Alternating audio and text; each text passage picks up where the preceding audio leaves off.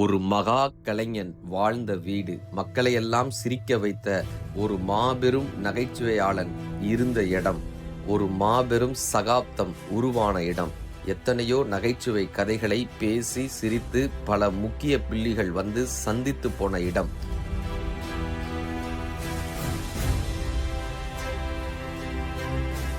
திரு NS Krishnan என்று அழைக்கப்படும் கலைவாணர் அவர்கள் நாகர்கோயில் சுடலைமுத்து பிள்ளை கிருஷ்ணன் என்ற தன் இயற்பெயரை கொண்டு நவம்பர் 29, 1908 முதல் ஆகஸ்ட் 30, 1957 வருடம் வரை தமிழ் திரைப்பட உலகினுடைய நகைச்சுவை நடிகராகவும் மக்கள் மனதை கொள்ளை கொண்ட பாடகராகவும் பகுத்தறிவு சிந்தனையாளராகவும் வாழ்ந்து மறைந்த ஒரு மகா நடிகர் என்றே சொல்லலாம். நாகர்கோயில் அருகே ஒழுங்கினச்சேரியில் 1908 நவம்பர் 29 சுடலைமுத்து பிள்ளை எசக்கி அம்மாள் என்பவருக்கு மகனாக பிறந்து இவர் தந்தை அப்போதைய ஆங்கிலேயர் ஆட்சியில் தபால் அலுவலகத்தில் தபால்களை கொண்டு செல்லும் வாகன ஓட்டுநராக பணிபுரிந்து வந்தவர் என்றும், இவரது தாயார் எசக்கி அம்மாள் கணவரின் வருமானம் குறைவென்பதால் குடும்ப வறுமையை சமாளிக்க தனது வீட்டிலேயே சிற்றுண்டி வைத்து விற்று வந்தார் என்றும், இந்த வறுமையான குடும்பத்தில் கிருஷ்ணர் பிறந்திருந்தாலும் தனது ஆசையான நடிப்பில் கால் பதிக்க அவர் முதலில் நாடக கொட்டகைகளில் சோடா விற்கும் சிறுவனாக தனது திரை வாழ்க்கையை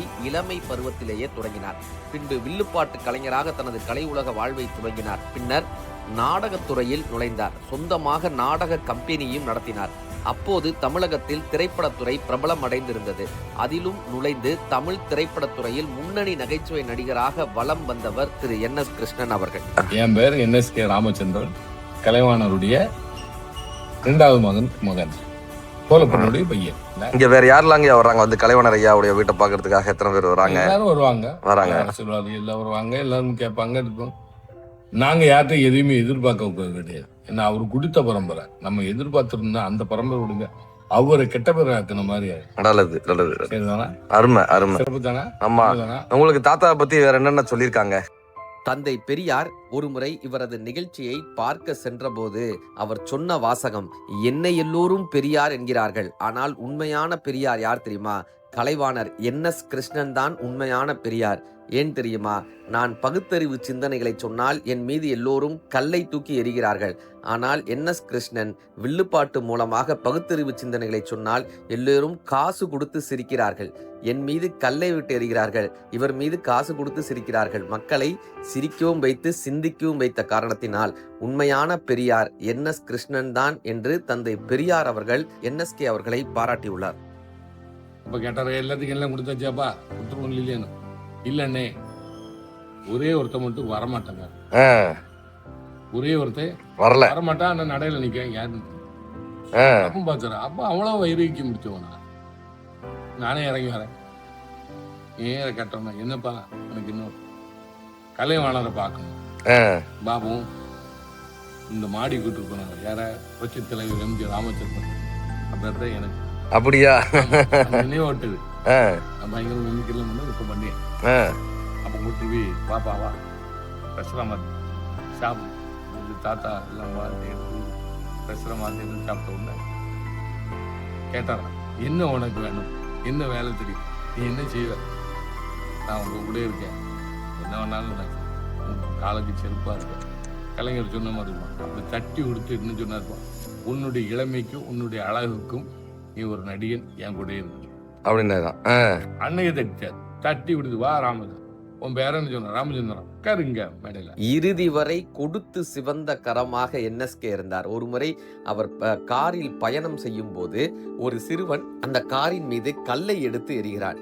NS கிருஷ்ணன் ஐயா வெளியே வந்து அந்த சிறுவனுக்கு 10 ரூபாய், அந்த காலத்தில் 10 ரூபாய் கொடுத்து விட்டு சென்றாராம். இவனுக்கு எதுக்கு 10 ரூபாய் கொடுத்தீர்கள், காரின் கண்ணாடியை உடைத்தவனுக்கு 10 ரூபாயா என்று ஓட்டுநர் கேட்டபோது, இவனை அடிப்பதற்கு எனக்கு மனம் வரவில்லை, காரின் கண்ணாடியை உடைத்தால் 10 ரூபாய் கிடைக்கும் என்று அவன் வேறு ஒரு காரை உடைப்பான் அல்லவா, அப்பொழுது அவனுக்கான தண்டனை கிடைக்கும் என்று சிரித்து கொண்டே சொல்லிவிட்டு சென்றாராம். சிரிக்கவும் சிந்திக்கவும் வைத்த மா மனிதர் திரு NSK அவர்கள். பேரறிஞர் அண்ணாவிற்கு ஓட்டு கேட்க சென்றபோது பேரறிஞர் அண்ணாவை எதிர்த்து டாக்டர் சீனிவாசன் என்பவர் போட்டியிடுகிறார். டாக்டர் சீனிவாசன் காஞ்சிபுரத்தில் மிக கைராசியான டாக்டர் என்று பெயர் பெற்றவர். அவர் மிகச்சிறந்த மக்களின் அபிமானங்களையும் பெற்றிருந்தார். NSK அவர்கள் பேசும்போது யார் மனதையும் புண்படுத்தாமல் எடுத்தவுடன் டாக்டர் சீனிவாசன் அவர்களை போலத் தொடங்கினார். அவர் சிறந்த டாக்டர், அவர் சிறந்த மருத்துவர், அவர் கை வைத்தால் அத்தனை நோய்களும் குணமாகும், எல்லோருக்கும் நலம் கிடைக்கும். அத்தகைய சிறந்த மருத்துவரை மருத்துவமனைக்கு அனுப்புங்கள். பேரறிஞர் அண்ணா அரசியல் தெரிந்தவர், பேரறிஞர் அண்ணா போராட தெரிந்தவர், பேரறிஞர் அண்ணா சட்டம் தெரிந்தவர். சட்டம் தெரிந்தவரை சட்டசபைக்கு அனுப்புங்கள், மருத்துவம் தெரிந்தவரை மருத்துவமனைக்கு அனுப்புங்கள் என்று சொல்லி யார் மனதையும் புண்படுத்தாமல் பேச தெரிந்த மகா கலைஞர் NS கிருஷ்ணன் ஐயா அவர்கள். நான் உனக்கு ஒரு பொருளை காட்ட போறேன்.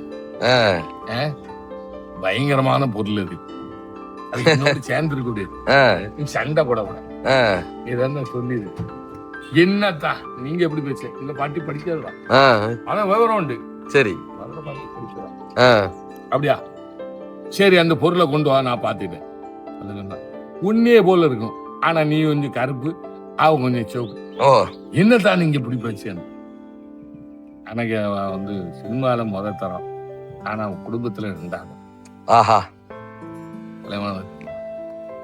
சினிமால தரம் குடும்பத்துல இருந்தாங்க. நீ பஸ் தான் என்ன நினைக்க? ஒத்துக்கிட்டியா? என்ன தான் ஏதோ பெரிய மேட்டரா முடிச்சுட்டே ஒண்ணு கிடையாது, ஒரு ரூம் இங்க அப்படின்னு இருக்காங்க பாட்டி. அவங்க எவ்வளவு பெரிய மனசு. ஆமா, எங்க பாட்டி ஒண்ணும் சொல்ல, நீங்க 2 பேரும் ஒண்ணு தெரிஞ்சு சந்தோஷமா இருந்தீங்க, ஒண்ணு வச்சுல நாம எல்லாம் சேர்ந்து இருப்போம். எங்க இருக்கு அந்த உள்ளம்? ஆமா, ஏதான் உனக்கு என்ன ஒண்ணு அது நான் அடிமை பிடிக்கும். சபாஷ். நாகம்மாள். ஆஹா, மகிழ்ச்சி. முதல் கலைவாணருடைய மூத்த கொண்டாட்டி நாகம்மாள். இதே வீட்டில் NS கிருஷ்ணன் ஐயாவும் மதுரம் அம்மாவும் மாடியில் இருக்கும்போது, அவர்கள் வீட்டு வாசலில் கடைசி காலத்தில் அவர்கள் வறுமையில் இருந்தபோது அந்த வீட்டு வாசலில் எத்தனையோ பேர் கூடி நிற்கிறார்கள். என்ன என்று கேட்டபோது அந்த காரை விலை பேசுவதற்காக 10 பேர் வந்து நின்றிருக்கிறார்கள் என்று தெரிய வந்தது. மதுரம் அம்மா அழுது கொண்டே தன்னுடைய நிலைமையை நினைத்து அழுது கொண்டே உள்ளே வந்தார்களாம். NS கிருஷ்ணன் ஐயா சிரித்து கொண்டே சொன்னாராம், இந்த காரை நான் ஓட்டும் போதெல்லாம் இந்த ஓட்டக்காரை யார் வாங்குவாங்கன்னு கேட்டியே, இப்ப இந்த ஓட்டக்காரை வாங்குறதுக்கு ஒரு 10 பேர் வந்திருக்காங்க பாத்தியா என்று சொல்லி தனது வறுமையிலும் சிரித்தவராக இருந்தவர் திரு NSK ஐயா அவர்கள்.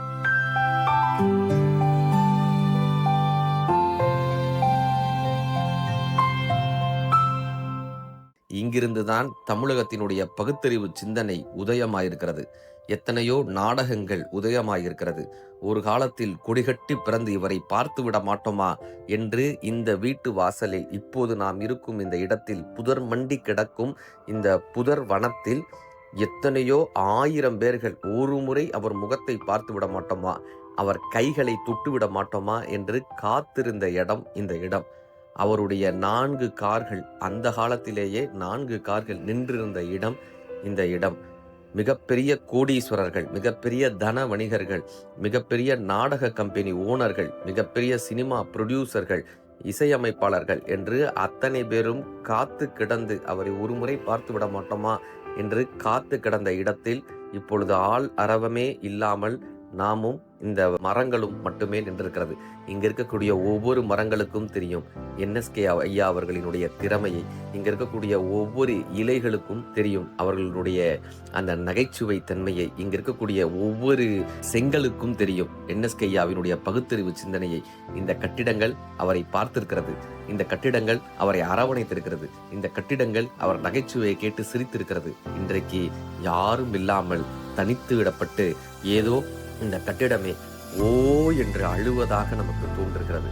அப்படி அழுகை படிந்த ஒரு முகம் எப்படி இருக்குமோ, சோகம் நிறைந்த முகம் எப்படி இருக்குமோ, தன் மகனை இழந்த ஒரு தாயினுடைய முகம் எப்படி இருக்குமோ, அப்படி NSK ஐயாவையும் மதுரம் அம்மாவையும் இழந்த இந்த வீடு களையிழந்து நிற்கிறது, அழுது கொண்டு இருக்கிறது.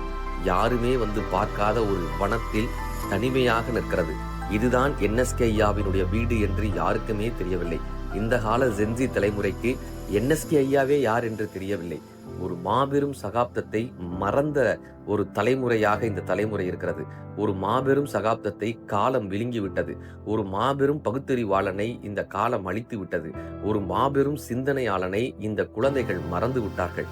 இதை மீண்டும் எடுத்து இப்படியான தலைவர்களை, இப்படியான கலைஞர்களை, இப்படியான சிந்தனைகளை நம் அடுத்த தலைமுறைக்கு காட்ட வேண்டும். நீங்கள் கன்னியாகுமரி பக்கம், நாகர்கோயில் பக்கம் போனால் கண்டிப்பாக ஒரு முறை இந்த வீட்டிற்கு சென்று கலைவாணர் ஐயாவினுடைய வீட்டை பார்த்துவிட்டு அங்கு இருப்பவர்களிடம் அவரை பற்றிய 2 செய்திகளை கேட்டுவிட்டு வந்தால் அந்த வீட்டிற்கு ஒரு அங்கீகாரம் கிடைக்கும். கலைவாணரின் ஐயாவினுடைய ஆன்மா சாந்தி அடையும். நன்றி.